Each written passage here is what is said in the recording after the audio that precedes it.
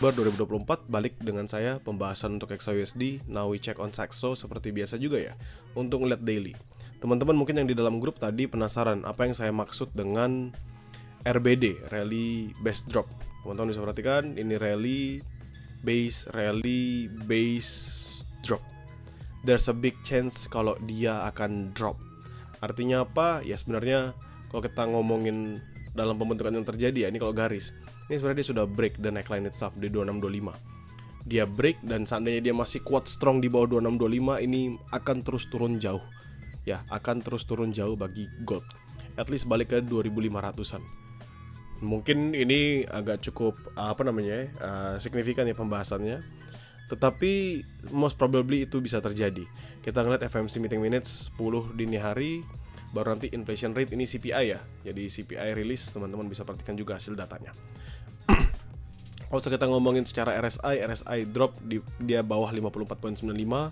Artinya dari yang sebelumnya sudah kuat buyer, sekarang menjadi mulai netral. MACD sudah dead cross. Ya, kalau misalnya kita ngomongin dari pembentukan yang ada aja di sini, teman-teman bisa ngelihat kalau pembentukan yang terjadi di sini sudah drop juga. Ini kan sideways selama akhirnya dia break kemarin di hari Selasa.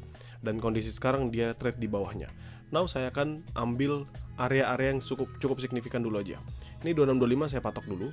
Ya 2625, 2628 saya patok dulu. Kita ngambil PDH PDL-nya. Ya previous daily high dan previous daily low. Saya ambil pakai uang. 2653 ya, 2653 previous daily high. Daily low-nya adalah di 2605. Sih. 2652 atau 53 saya buletin sampai 2605. Harga sekarang ini ada di dalam inner liquidity-nya ya. Jadi dia bergerak di 2622, lowest-nya di 2614 dan highest di 2624 dan saat ini harga ada di 2617. Kalau teman-teman lihat ini big chance kalau misalnya akan drop kembali. Ya, sellernya akan lebih kuat.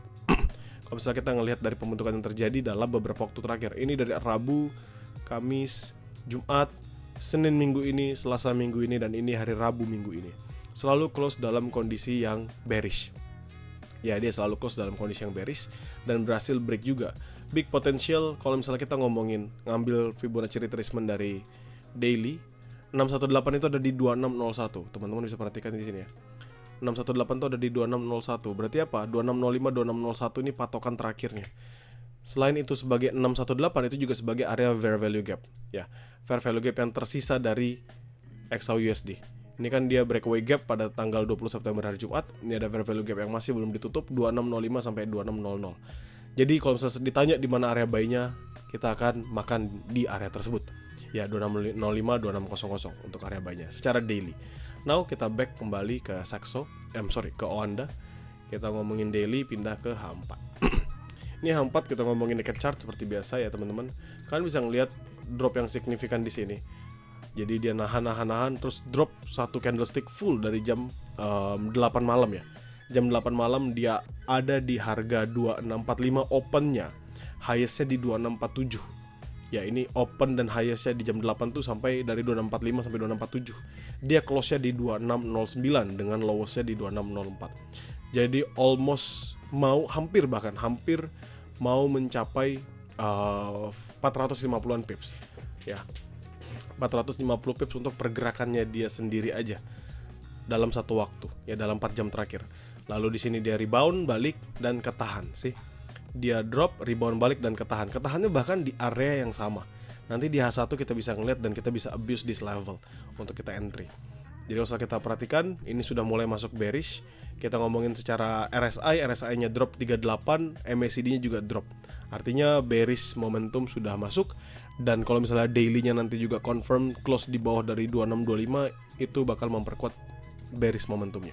Ini sudah kemarin saya punya bullish conviction, sekarang kita ganti menjadi bearish momentum. Walaupun sebenarnya lebih ke arah sideways, tapi at least sekarang kita sudah bisa trade buy dan sell lebih nyaman. Oke, sekarang kita ngomongin di H1. Teman-teman bisa perhatikan ya, bahwa pergerakan yang drop tadi dan dia bullish ketahan di area yang sama.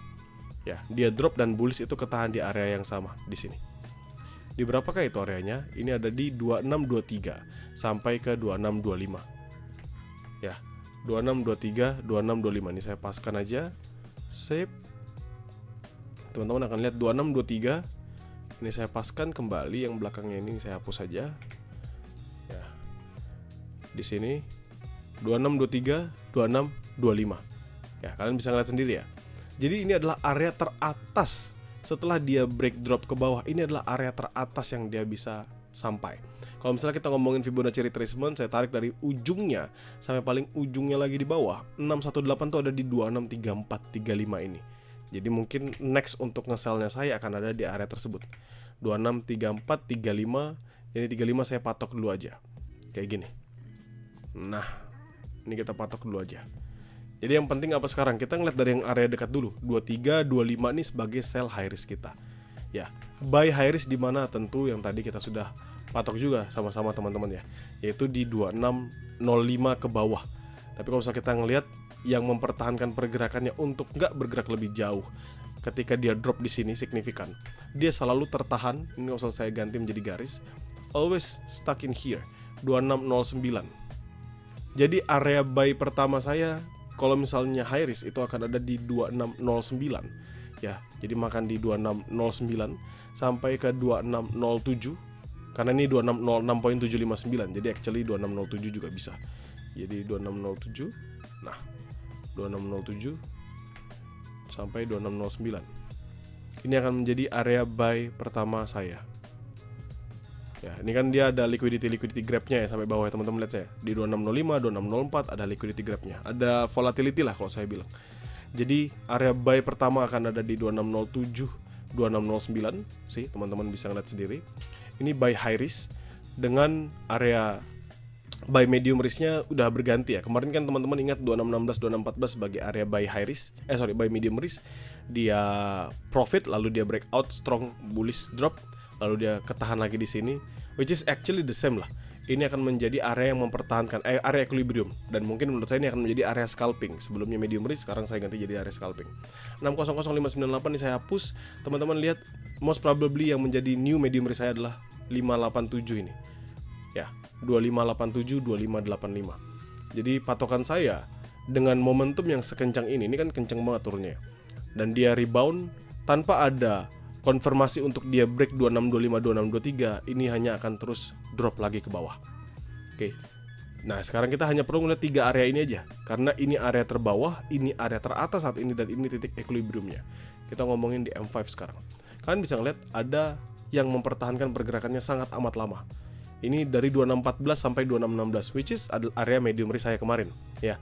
Sehingga apa? Sehingga kalau misalnya saya boleh share ke teman-teman sekalian, area untuk buy scalping, ya, itu ada di 2616, 2614. Only for scalping. Kenapa? Karena tentu teman-teman lihat sendiri ya, bahwa tekanan sellernya itu sangat amat signifikan. Dia drop signifikan, dia hajar di sini signifikan, dia rebound balik. Ya, dia rebound dari 604, dia rebound balik ke 16, dia hajar lagi sampai 605, dia rebound balik lagi ke 16, baru dia lama di sini. Dini hari dari jam 12 terus sampai jam 2 pagi, selama 2 jam. Dia 16, turun 14, naik 16, turun 14, naik ke 17, 18, turun 15, naik ke 20. Jadi 16, 26, 16 dan 26, 14 ini akan saya jadikan patokan sebagai buy for scalping only. Ya. Sekarang sudah dapat kita area-areanya. Saya akan ulangin. 607, teman-teman lihat 607 yang di bawah ini. 607 sampai 609 ini adalah area untuk nge-buy high risk. 616, 614 buy for scalping. Ingat ya, scalping berarti trade dalam lower time frame. Teman-teman ambil di M5, M15. Selain itu teman-teman pastikan ya profit 15-20 pips sudah cukup. Bahkan 10-15 pips sudah cukup. Kenapa ya? Karena kita belum ada konfirmasi dia mampu mempertahankannya. Sampai kapan ya? Sampai nanti 2625-nya di break. Menurut saya kalau 2625 di breakout, baru kita bisa nafas lega bagi para buyer. 2625, 2623 sebagai area sell. Lalu ini sell area high risk. Untuk medium risk-nya di mana medium risk sekarang berubah di 4947. Kemarin-kemarin kita nunggu di 8385, tapi 8385 nggak pernah di-hit. Sekarang kita tunggu di 4947 aja, which is adalah area paling awal dia drop signifikan kemarin. Ya, jadi sekarang teman-teman bisa perhatikan ini banyak sebenarnya area sell-nya. 5956, 4947, 35 nanti 34, 2523 sampai ke bawahnya. Dan ini jauh lebih gampang ya. Trade ketika momen dia drop seperti ini akan jauh lebih gampang. Kenapa? Karena jauh lebih banyak history price-nya dibanding kita trade-nya ketika dia all time high, akan lebih susah. Ya, untuk teman-teman bisa sesuaikan lagi dengan metode trade yang kalian jalankan. Teman-teman yang di grow count, nothing to be worry about, karena saya pasti akan selalu share mappingan ini di dalam grup. Jadi nanti teman-teman tinggal tonton ulang lagi aja.